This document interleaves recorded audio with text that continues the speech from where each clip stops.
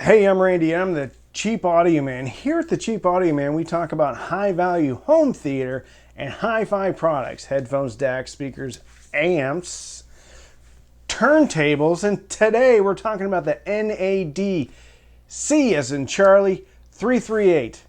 So, sit down, grab a cup of coffee, and let's talk about the NAD C338.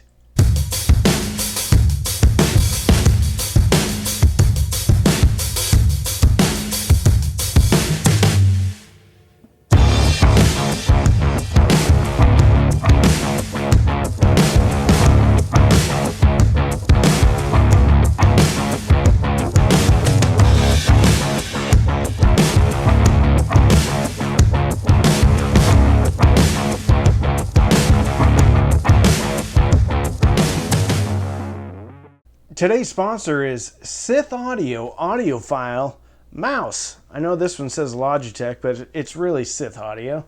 Sith Audio audiophile mouse. When you are streaming music from your PC or Mac, make sure that you get the only audiophile certified mouse available. That's Sith Audio. They call it the Crazy Rat. The NAD-C 338 is an integrated streaming amplifier. It is $699 and puts out 50 watts into 8 ohms and 50 watts into 4 ohms. It utilizes some high-PEX Class D output modules and has some NAD magic going on the front end. So when I first got the NAD C338 out of the box, I thought, wow, this is pretty sleek looking. It only has 4 buttons on the front, 1 power button, 2 source buttons, and a bass EQ or bass boost. Then it has a volume knob and a headphone amp output. It kind of reminded me of the Hegel, very sleek looking, very minimalist design. I like it. I quite like it. And it's pretty thin. On the back, one has 2 optical inputs, 2 coaxial inputs, so it has a DAC, 24192 DAC, no USB connection though. It also has 2 analog inputs, one of which is labeled TV for some reason. I don't quite understand that. Because most people, if they're hooking up a TV, it's going to go into the optical, not into an analog input. But whatever, it's TV. You can use it for whatever you like. And then it has a built-in phono preamp for moving magnet cartridges. This integrated amp also has integrated Bluetooth and streaming. That's right, streaming via Chromecast. So you can beam anything you want over to it via Chromecast. And I can attest, it's also Spotify Connect. I can attest I have an Android phone and tablet, and I beamed Amazon Music right over to it through Chromecast. So I compared this amp directly to the SVS Soundbase, the SMSL DA9 with a Geshelli J2 DAC feeding it, and the Emotiva PT1 going into the A2 power amp.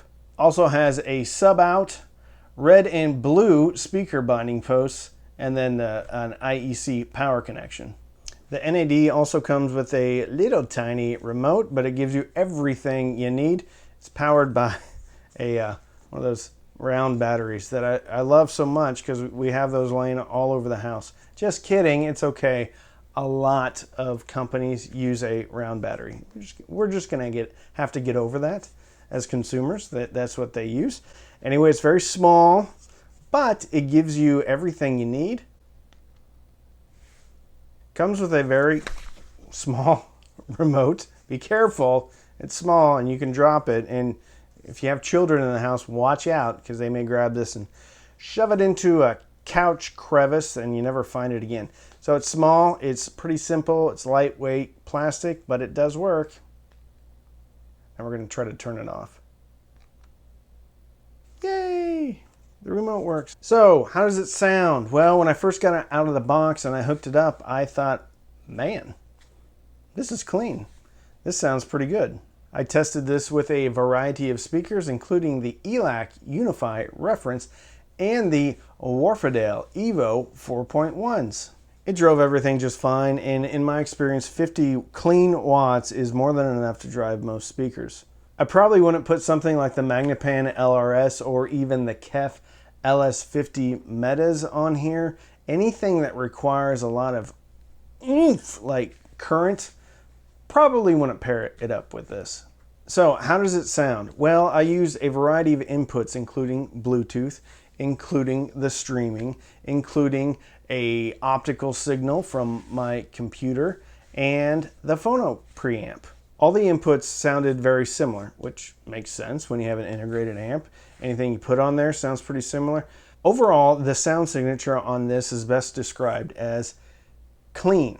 I found myself having to use the bass EQ or the bass boost most of the time. Depending upon the speaker that you have, depending upon how that speaker is voiced, I felt like I needed a little bit of extra boost on the bottom end for both the Retrieval Evo 4.1s and the ELAC Unify reference. This amp gives you a ton of detail in the top end and the mid-range and really the bass. And when I listened to it alone without directly comparing it to another amp, I was pretty happy. However, when I compared it to the SVS Soundbase and even the SMSL DA9, I felt like those two amps had a little bit more going on the bottom. The Soundbase couldn't compete with the NAD as far as detail retrieval. The DA9 was a little bit more similar. However, I had the Geshelli J2 DAC feeding the DA9, which probably isn't a fair comparison because it's a very good $300 DAC. And at $700, chances are the DAC that's utilized in the NAD is probably not going to be as good as the Geshelli J2.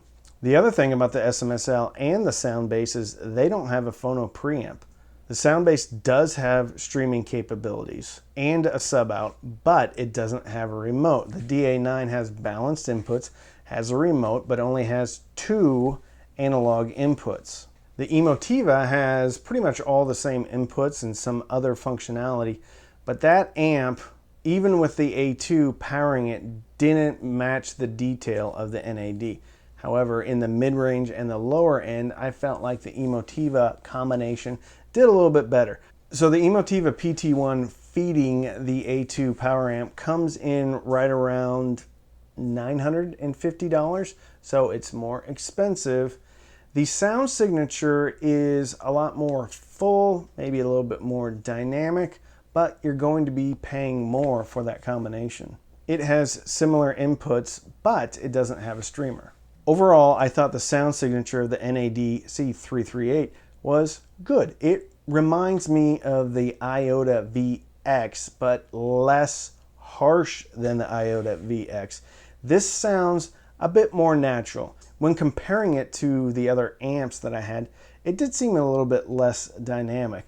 But overall, listening to it on its own for a little bit of time, I didn't find that I missed the dynamics of the other amps. I don't know if I was getting used to the sound or what was going on, but after a while, the NAD C338 gave me pretty much everything I wanted, with the exception of a little bit of heft on the bottom end. But I am not saying that as a knock against the NAD because I like a little bit fuller amps personally.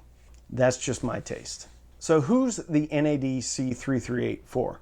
Well, it's for somebody that has Android devices, because if you're heavily involved in the Apple ecosystem, you're not going to be able to get the most out of this amp. If you have an Android phone or tablet, then I think this is something you really should consider, because the streaming capabilities on this thing are very convenient and they sound very good. This is also for someone that wants a very minimalist but yet sleek design. You can also hook up a subwoofer to this. On the top end of the mid-range, some of the male vocals and female vocals can have a bit of an edge to them. But again, after a while of listening to just this amp, I didn't really notice it all that much as I did comparing it directly to other amps. Overall, I think this is a pretty good deal. So it's priced at $700. You're getting a phono amp, you're getting some analog inputs, you're getting a streamer, you're getting a sub out, you're getting a remote control, and you're getting it in one very nice looking package. If you know you want a bit of thickness in your amp, or you have some very detailed speakers, think Klipsch, I don't think this is probably the product for you. This product is going to pair best with a neutral to even warm speaker. This is probably not going to pair well with the Sony SSCS5s, but to be fair, if you're spending $700 on an integrated amp, you're probably looking at a different speaker. This is going to pair very well with something like the ELAC Debut Reference, the SVS Prime bookshelves. Even though the Primes have a little bit of a bump on the top end, they have a little bit of a bump on the bottom end too, and a little bit of a dip in the mid-range. So some of that edge on the upper mid-range is going to be taken out. So there's a dip on the Primes probably around the 1500 to 2K area. So it's going to offset any harshness that the NAD has. This is also going to pair well with the ELAC Unify 2.0. Wharfedale Diamond 12.2s, pretty much any speaker that is neutral to a little bit warm or a U-shaped speaker is going to pair well with. I'd avoid putting Klipsch on these though, because Klipsch has a bit of a rise in the upper mid-range area, and with this having a little bit of rise in the upper mid-range area, that may get a little bit intense very quickly. If you are putting together individual components like the SMSL DA9 with the Geselle, maybe with a different phono stage, it's going to sound better. It's not going to be nearly as convenient though, and you are going to have to seek out those separate components. You're going to have to put them together, you're going to have to wire everything up, and the NAD is one box, you're done. So I think this should take strong consideration if you are a Chromecast user, or you know you like your music a little bit on the cooler side. So if you want to support the channel, you can sign up for Patreon, patreon.com/cheapaudioman. Every Sunday night we have Patreon-only Zooms. We also have a Patreon-only Facebook group. You can also sign up for Amazon Music. There's a link in the description. If you sign up, I get a couple of dollars. You can cancel. You get a couple, 3 months for free, maybe even get some Disney Plus for free.